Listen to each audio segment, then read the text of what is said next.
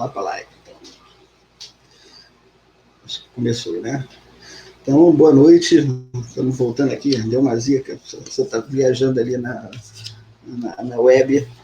Mas, então, boa noite. Nós estamos aqui, mais um vídeo, uma roda de conversa dessa que a gente está produzindo via SARD, via sindicato. E nesse momento virtual, porque nós temos que ocupar espaços virtuais, já que os espaços físicos, nesse momento, a gente não está podendo ocupar devido à questão da pandemia. E hoje a gente gostaria de convidar o professor Alexandre Pessoa, que é professor e pesquisador da Fiocruz, é engenheiro sanitarista e doutor em medicina tropical.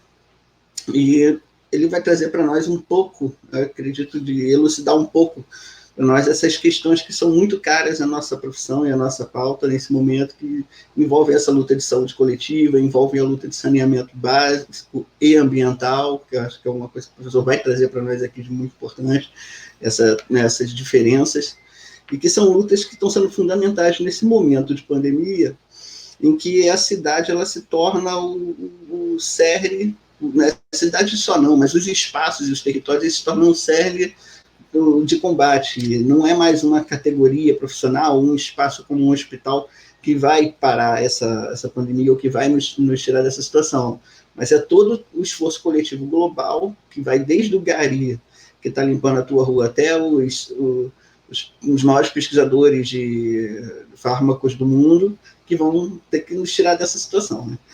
E eu gostaria de abrir essa roda, professor, trazendo em pauta um pouco dessa provocação a respeito disso, de saúde coletiva e de saneamento.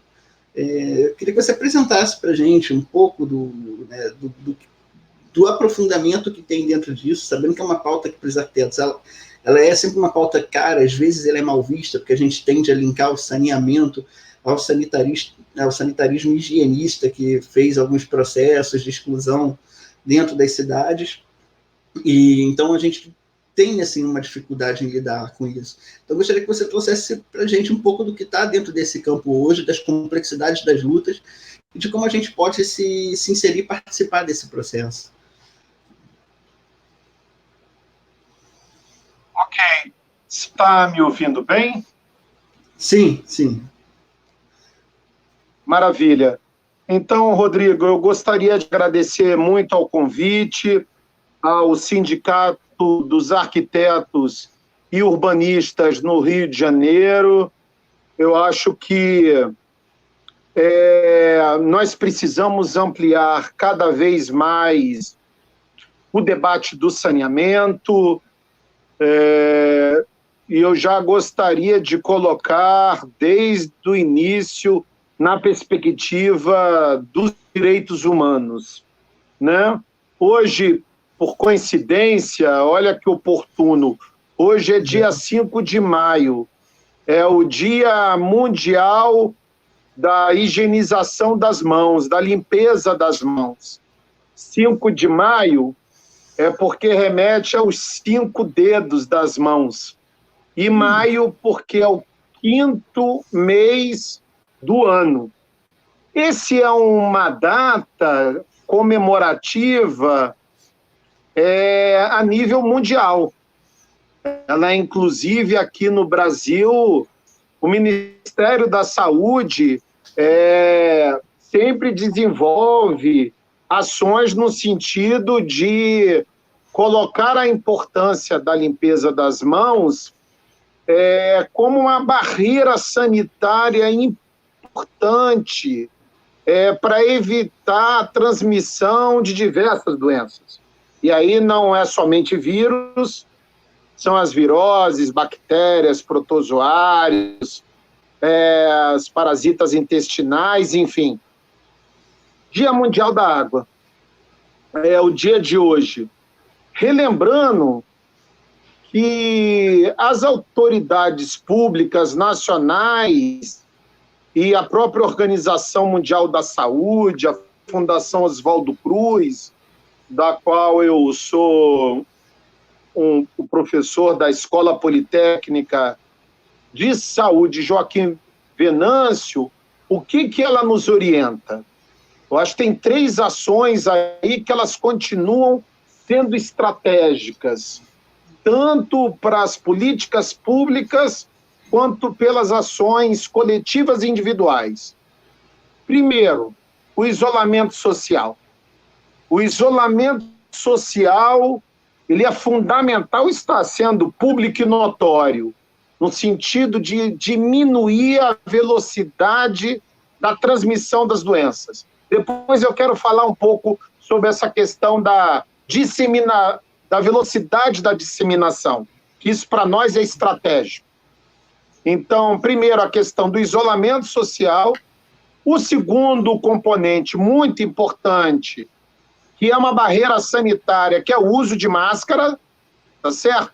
Aqui no caso do Rio de Janeiro, já é uma postura municipal, ou seja, já teve uma regulamentação a nível do município do Rio, mas essa questão ela é importante para o Estado, para todo o país, uma barreira sanitária importante. E, por último, não menos importante, a questão da limpeza das mãos. Agora, eu queria, talvez, começar exatamente por esse debate, que não é de hoje, sobre o saneamento básico versus o saneamento ambiental. O que é o saneamento básico? De acordo com o marco regulatório do saneamento, a Lei 11.445, que foi uma conquista muito importante, viu, Rodrigo? É muito tempo que o país não tinha um marco regulatório de saneamento. E, infelizmente, processos de revisões dessa legislação que eu acho que não está obedecendo os princípios da saúde pública, de um debate importante que tem que ser feito, democrático. O saneamento não pode ser colocado como uma moeda de troca, como uma questão de finanças públicas, percebe? Ela tem que ser encarado como seu objetivo estratégico, que é a saúde pública. É nesse patamar que nós temos que discutir as ações do saneamento. O que essa lei prescreve?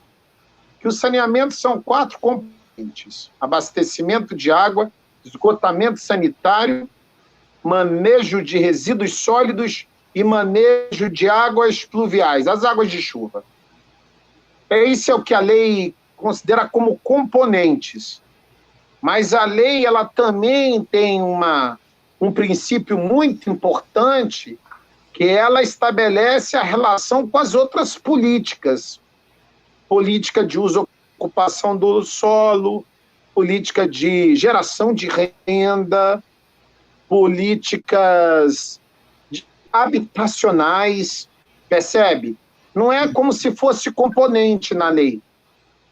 A lei, ela regulamenta os componentes, esses 4, mas ela estabelece a necessidade das inter-relações. Por exemplo, o controle de vetores e pragas, as arboviroses, são componentes do saneamento. Se não é do saneamento básico, eu já incluo aí a definição do saneamento ambiental. E qual é a visão que eu tenho? Que o saneamento básico, ele é prioritário no Brasil? Eu acho que sim. Eu acho que em várias comunidades, principalmente aquelas com maior vulnerabilidade, nós ainda temos um déficit histórico, uma dívida social do Estado secular. Então, para várias comunidades, eu não digo só das favelas não, viu, Rodrigo? Eu estou dizendo de bairros populares, eu estou tentando espacializar, porque o debate dos urbanistas exige isso, né, dos arquitetos. Você tem uma escala mais ampla, uma escala menor, né, um território mais amplo que os engenheiros, isso é muito importante. Ela envolve, no caso do Rio de Janeiro, um déficit das periferias urbanas, da Baixada Fluminense, das áreas rurais também, as populações do campo, da floresta e das águas, o saneamento rural. ele é um déficit muito mais grave, necessário, urgente. Então, veja, esses componentes eu poderia dizer que são prioritários, como o direito à água é prioritário. Agora, a questão é que se eles são suficientes, se eles por si só dão conta. Esse é um debate importante. Porque, veja, se nós discutirmos na lógica do tubo, não é isso? Que aí é uma lógica da engenharia. A engenharia faz a captação, vai na rede e faz a distribuição. Aí, quando entra no aspecto da distribuição, começa a entrar no ambiente da arquitetura, não é isso? A espacialização da rede, a distribuição e a ligação domiciliar. Veja, todo esse caminho das águas, que é o que eu costumo até falar nas aulas, nos remete a uma primeira pergunta. Eu preciso ter fonte de água, em quantidade e em qualidade. Você lembra da crise hídrica que o Rio de Janeiro sofreu a geosmina? Sim. É recente. Em janeiro. Foi uma crise hídrica muito séria no Rio de Janeiro. E nós tivemos um papel, enquanto instituição, muito ativo, no sentido de tentarmos reverter esse processo, com a atuação do Ministério Público, reuniões das vigilâncias, enfim. E a água, ela não é produzida pela estação de tratamento. Quem produz a água são os mananciais e a natureza. São as florestas as produtoras de água. A SEDAI, ela faz o tratamento. Ela é produtora de água tratada. Agora, a proteção dos mananciais, ela nos aponta, primeiro, que o saneamento não é um debate só das tubulações, porque ela envolve, ou deveria envolver mais, as políticas ambientais, a política nacional de recursos hídricos, que está muito ruim no nosso país. Na verdade, eu percebo que a crise hídrica no Brasil, no Rio de Janeiro e no Brasil, nada mais é do que uma expressão de uma crise ambiental e de uma crise das políticas públicas. Percebe? Então, o primeiro componente é o componente ambiental, da questão da proteção das unidades de conservação. A gente está vendo aí o dilema do autódromo, se constrói o autódromo sob... Oi? Em Jericinó, né? Naquela área ali da... Alô? Pois não, é. Não é ali então, área na área de Jericinó, nós estamos falando de Mata Atlântica, não é?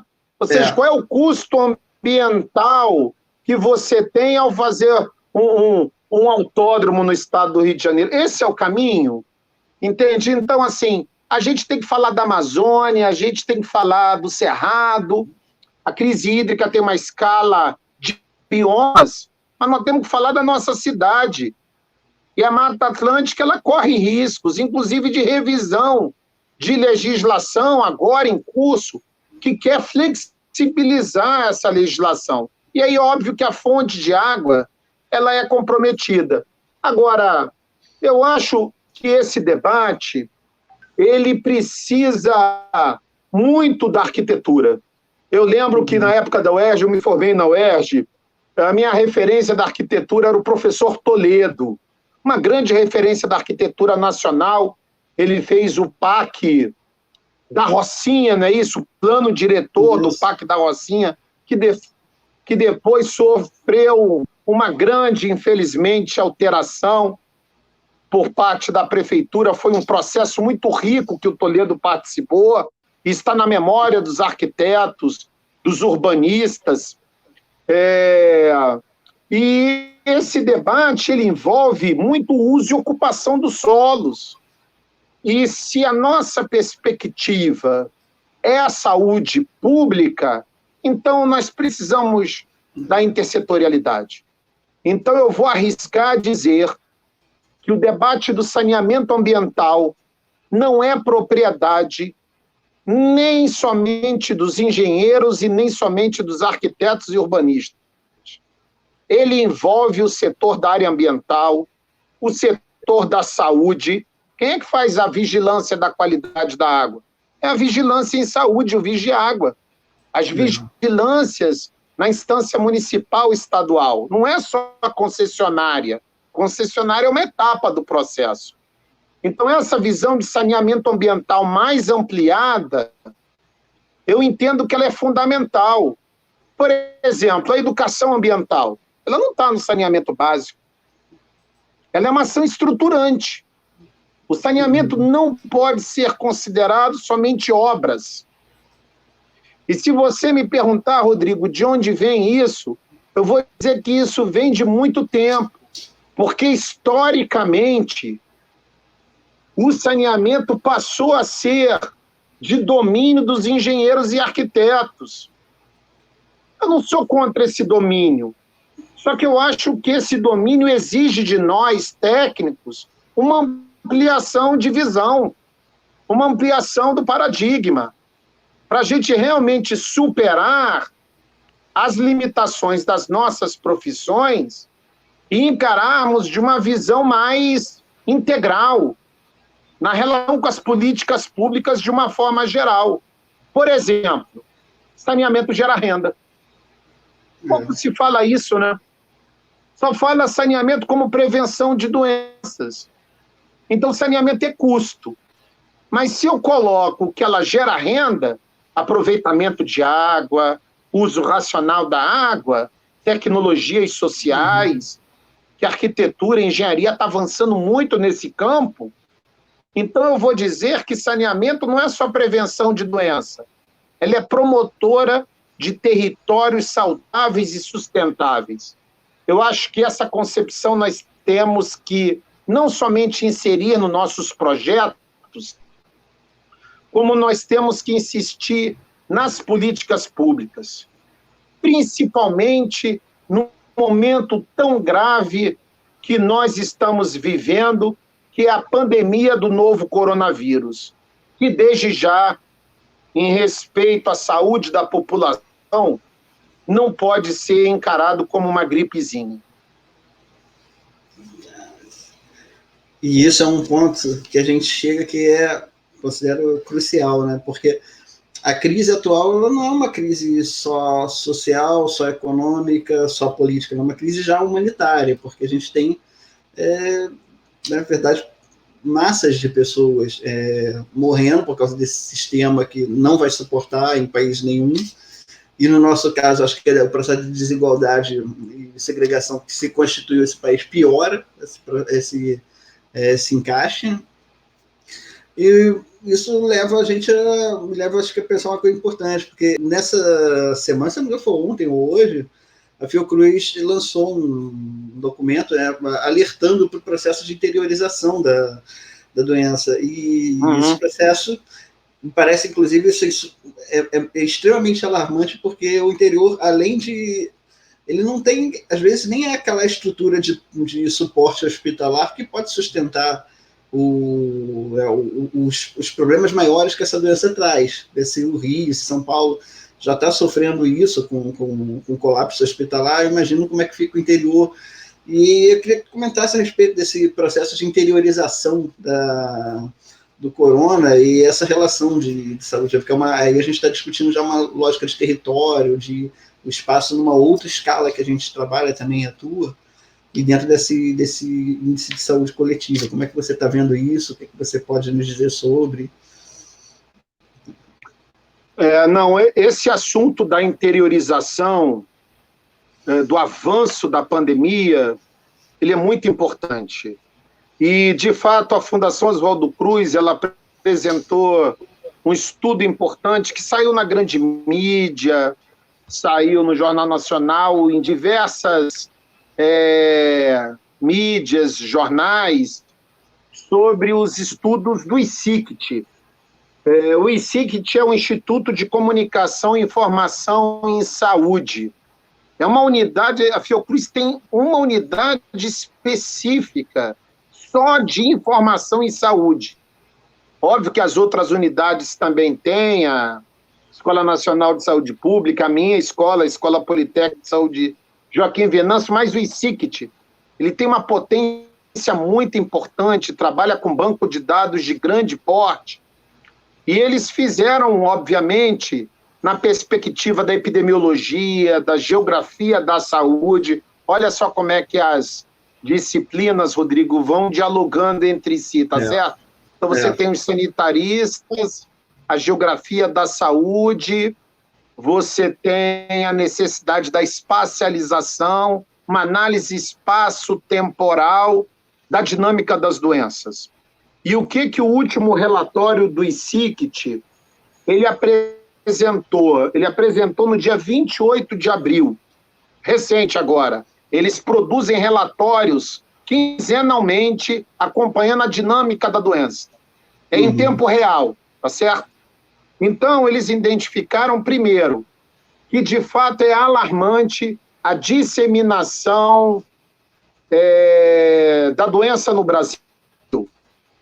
Ou seja, a disseminação está acelerada.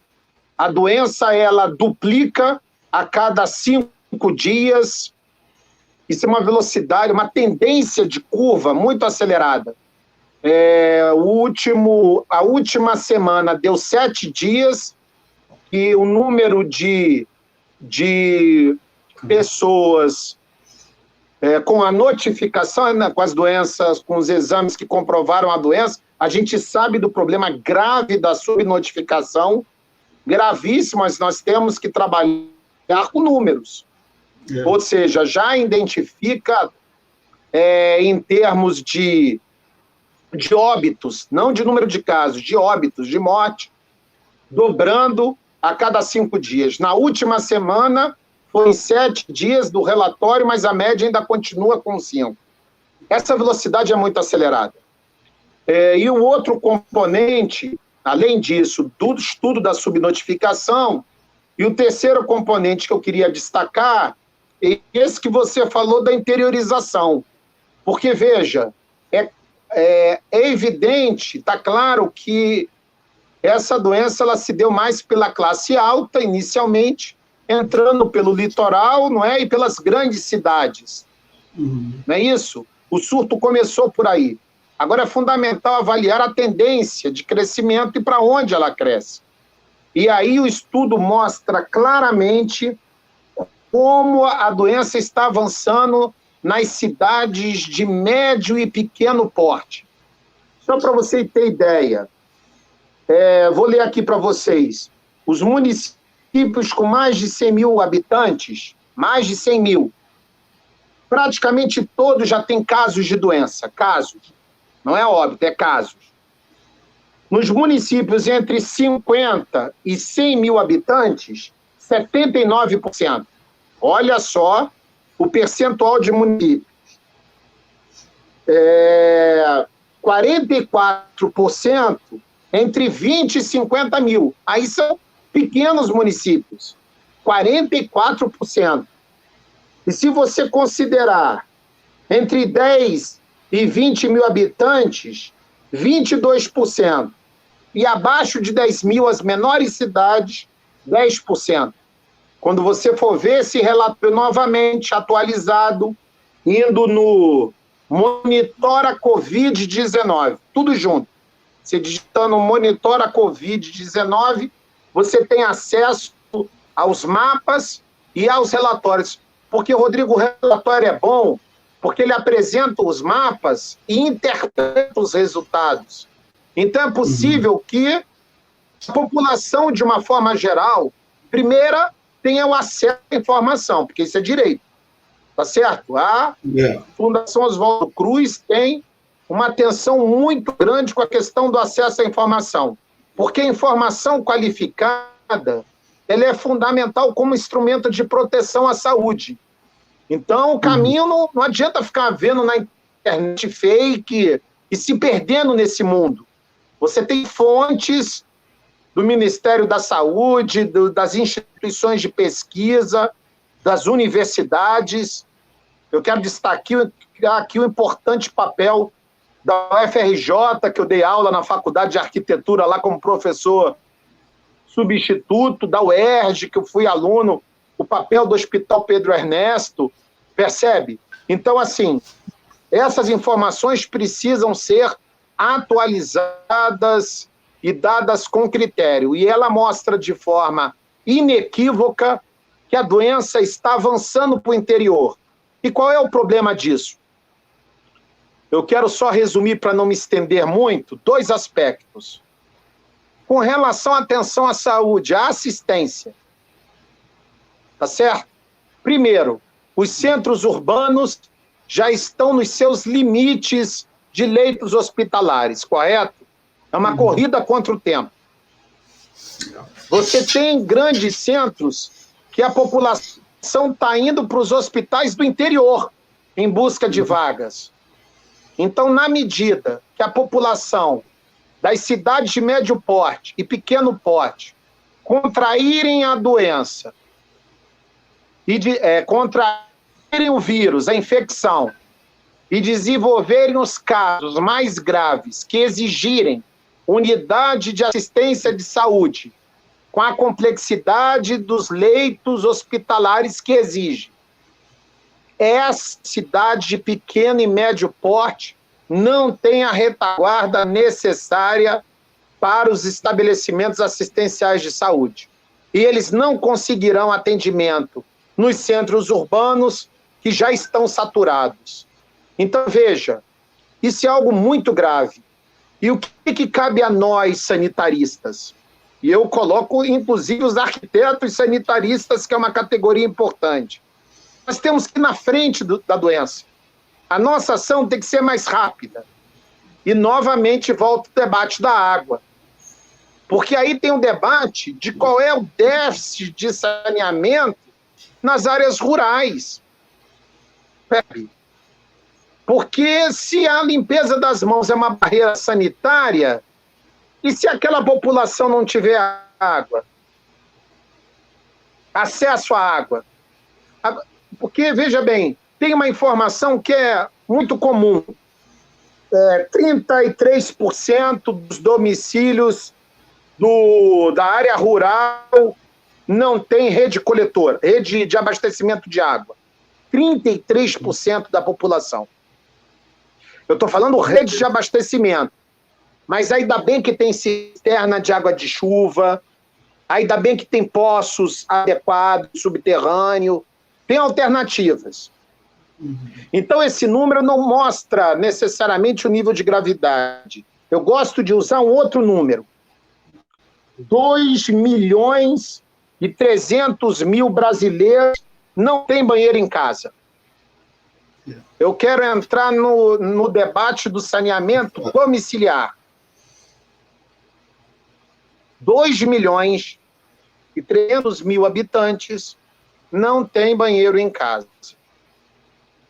Aí você percebe como é que a questão da higiene está comprometida. Ela pode ter a rede, mas aí para ela fazer a limpeza, ela tem que ir para um tanque, ela não tem um lavatório, ela tem que ir para a pia, ou ela tem que ir para uma área externa, ou ela tem que procurar uma fonte de água para a limpeza das mãos. Percebe? Aí, o debate da ação estruturante que as concessionárias têm que fazer de acesso a essa água. Agora eu vou te trazer, por último, para não me estender muito, porque nós trabalhamos muito no interior e essa realidade eu vivo de perto. Porque falta água, Rodrigo, nas escolas públicas, nas unidades de saúde no interior. E quando a gente fala que falta água, a gente fala que também falta sabonete. Eu já dei aula em várias regiões desse país. Sempre quando eu vou e chego nas escolas, sempre eu faço o mesmo debate. Quando eu vejo que o lugar onde eu estou dando aula não tem sabonete, eu pergunto para a diretora da escola, para a comunidade escolar, por que não tem o sabonete? Porque isso é um indicador, entende? Eu não estou vendo um questionário, eu estou lá numa ação concreta de educação em saúde, de saúde pública, e a gente percebe isso de forma muito recorrente. porque só com a água você não enfrenta o coronavírus. Para você romper com a parede lipídica dele, ele rompe muito fácil, mas ele não rompe só com água. Você precisa de sabonete. Uhum. O sabonete é que arrebenta o envelope de gordura que protege o vírus. Quando arrebenta esse envelope de gordura, o vírus fica inativo. E aí ele não consegue transmitir a doença. Então é um problema de saneamento rural. E é um debate que nós precisamos fazer junto aos municípios do interior. Ok? Ok. Isso, principalmente essa questão do banheiro, para a gente, ela tem um peso muito interessante, porque, inclusive no debate do 1º de maio, isso foi tocado no assunto, né? Como é que culturalmente a nossa profissão de arquitetura ela é formada muito para os grandes projetos, muito para os grandes empreendimentos, e essa lógica de o banheiro, fazer o banheiro, né, vira uma coisa pejorativa. E ela é altamente necessária. Então, quando a gente pensa em assistência técnica, que subverte toda essa lógica do grande projeto e volta o arquiteto, por exemplo, para esse universo, que é o universo do direito à cidade, da pessoa segregada e do mais vulnerável, ali a gente vê como fazer banheiro é um elemento importante. E quando você traz esse dado em números, né, a gente consegue mostrar isso, e é fundamental esse número estar aqui, porque essa discussão ela tem um peso simbólico para a categoria, mostrar como seria muito mais necessário, de repente, a cultura de se ter orgulho de fazer o projeto do banheiro, de fazer o projeto da casa, de fazer as pequenas intervenções que a assessoria, no caso agora a assistência técnica, trazem para a gente. Né? E para a gente terminar, né, acho que é uma coisa fundamental, assim, acho que o Sérgio, assim, a gente trouxe, a gente recebeu essa carta do Ondas, que vocês trazem, a carta aberta do Ondas, que ela para a gente é super fundamental. A gente acredita que é uma luta que a gente tem que estar unificando, costurando mais entidades, mais parceiros, mais povo para participar e assinar esse debate. E a importância dessa carta também, ela nos abriu uma outra importância fundamental que está dentro dela, que são esses processos dos planos de emergência desse momento. Né? A gente precisa fazer isso. E aí eu gostaria que você desse uma palavra sobre sobre isso tudo, sobre o Ondas, e sobre a importância do plano de emergência e sobre a importância da gente construir e costurar essa rede dentro do universo do saneamento e da saúde coletiva. Muito bem, Rodrigo. Eu acho assim que o Sindicato dos Arquitetos e Urbanistas, o Sindicato dos Engenheiros, o SENGE, eu acho que eles têm um papel muito importante nesse momento de fomentar o debate do direito à água, percebe? Principalmente para as populações mais vulneráveis. Porque pandemia, meu caro, ela não vê CPF. Entende? Então, quando a gente faz o debate, e você citou Ondas, que é o Observatório Nacional do Direito à Água e ao Saneamento no Brasil, esse Ondas é uma plataforma que veio lá do Fórum Alternativo Mundas. Arquiteto, Anúncia Brito faz parte do Ondas, uma grande referência para nós no urbanismo, no saneamento. Léo Heller, que é, inclusive, o representante do Brasil na ONU do direito à água, da Fundação Oswaldo Cruz. O Moraes, um grande sanitarista de Brasília, ou seja, vários especialistas, pesquisadores, entidades, pessoas físicas, fazem parte desse observatório, porque é um espaço que debate o saneamento enquanto direito humano, que deve ter gestão pública, que deve ser democrática, que deve ter a participação social quando a gente fala de intersetorialidade, é o que o Milton Santos falava para nós temos que ouvir o território, né? Às vezes tem engenheiro que pensa que sabe muito, mas o projeto dele tem que ser territorializado. Os arquitetos, que fazem bons projetos de arquitetura, eles precisam conhecer as falas dos territórios e inclusive a sua historicidade. Então, veja bem, esse observatório fez uma carta aberta do Ondas, colocando 10 ações emergenciais e estratégicas para o enfrentamento do coronavírus na perspectiva do direito à água e ao saneamento.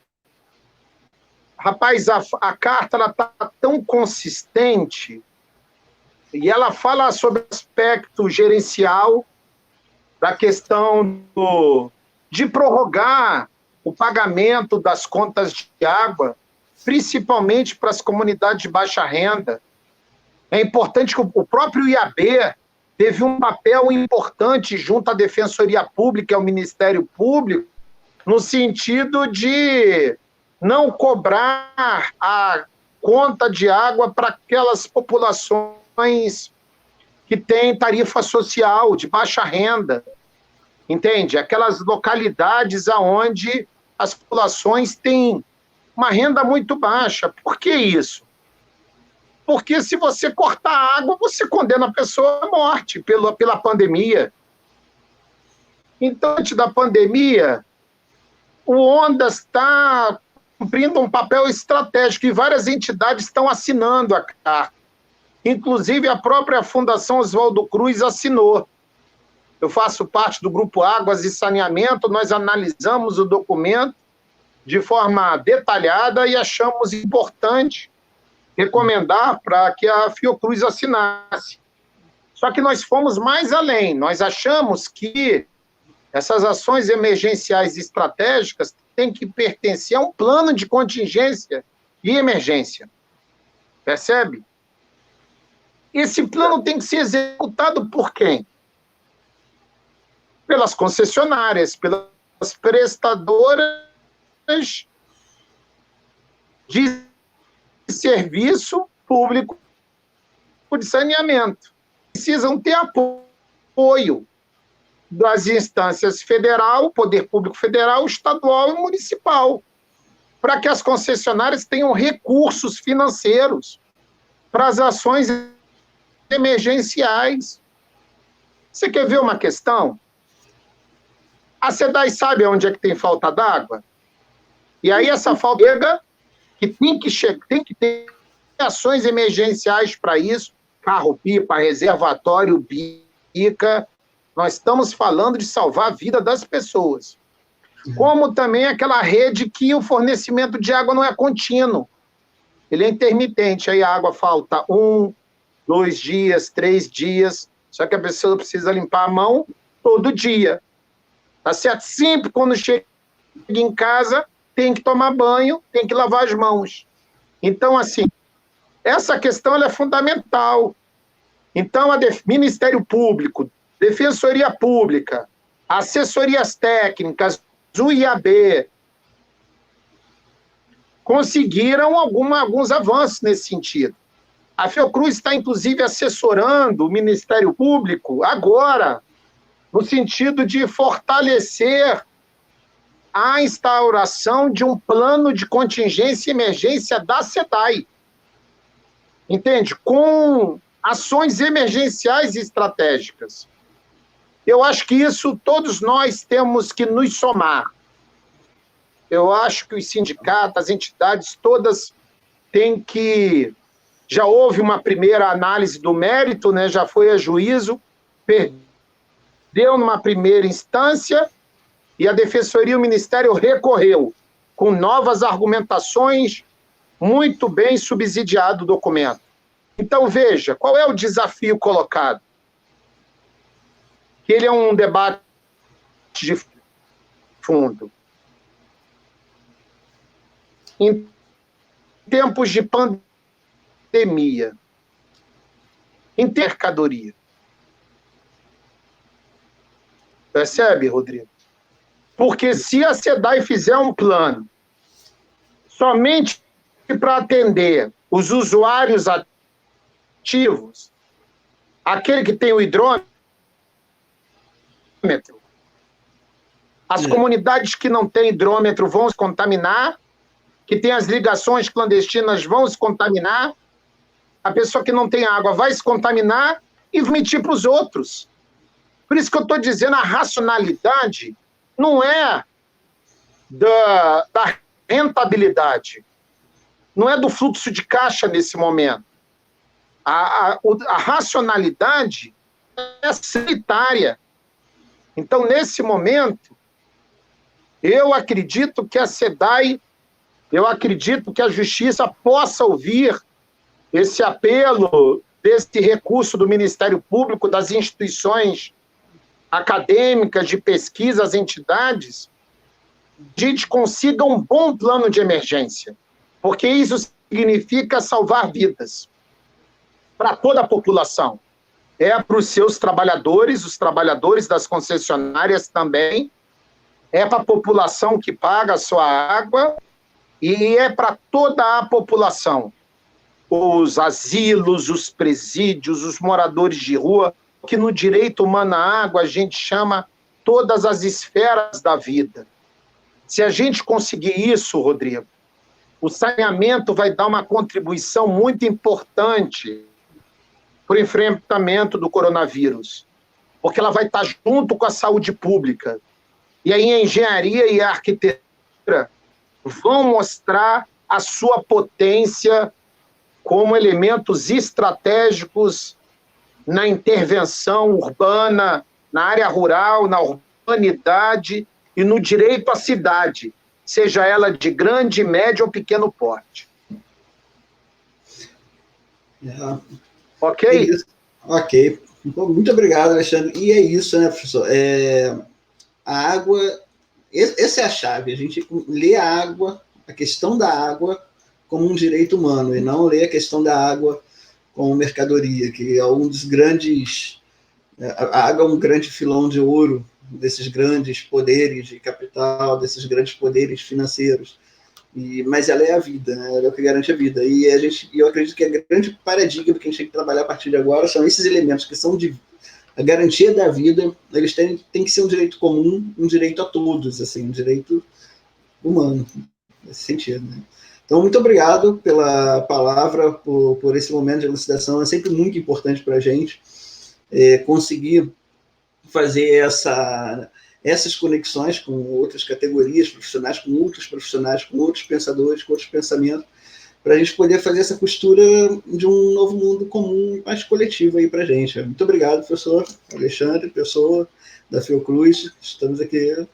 Espero vê-lo mais vezes no SARG, próximas vezes reuniões físicas, presenciais, se um dia a gente conseguir, né, vencer esse momento em que a gente possa voltar e sair do isolamento. No momento não é esse. No momento nossa melhor participação é assim, porque assim a gente garante não ser vetor por aí também, né, de doenças e outras questões. A gente está salvando nossa vida e a vida de todos.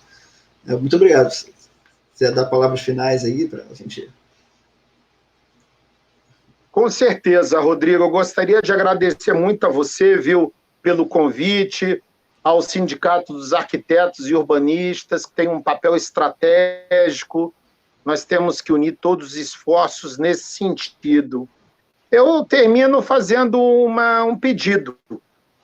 Vamos exercer o nosso direito à água, o nosso direito ao saneamento, a exigibilidade, né, o termo jurídico, né, do nosso direito à água, ao saneamento e o nosso direito ao isolamento social, que os trabalhadores possam ter as condições de preservar a vida sua, da sua família, da sua comunidade.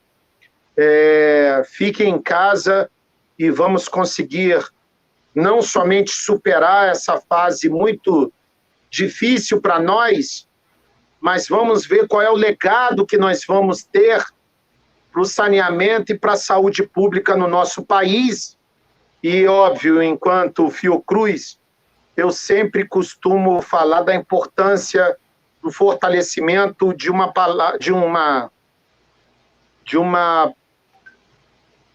um sistema que tem 3 letras, SUS, Sistema Único de Saúde. É a nossa grande fortaleza. Obrigado, Rodrigo. A gente que agradece. Um abraço a todos. Um abraço. E a gente encerra esse episódio de hoje. Valeu! De broadcast.